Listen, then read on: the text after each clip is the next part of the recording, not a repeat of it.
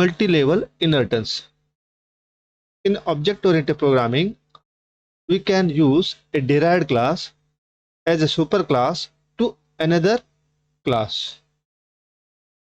Now, I have created one class called as B, which is derived from A. Now, in my program, I need another class which will contain the properties of both A and B. I already know that B contains the property of A as well as B.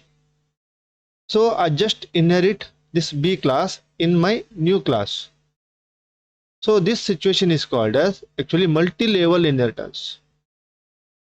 Here it will create a one chain of classes. Here it will create a one chain of classes, that is A, B, C, where the C contains all the properties of A and B. In Java, such support, that is multi-level of inheritance, will be provided.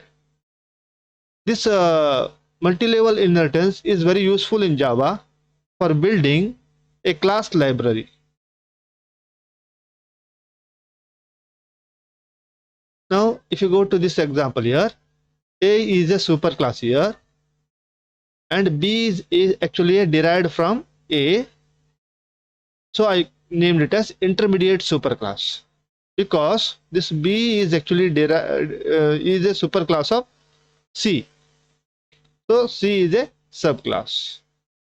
In practical example here, we think A as a grandfather, B as a father, and C as a child, where the child contains the properties of both grandfather and father.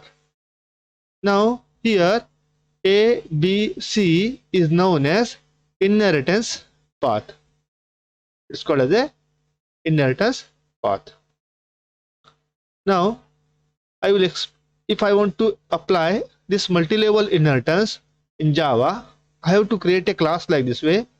Now first I have to create a class of A, where I have to define the members of the A here.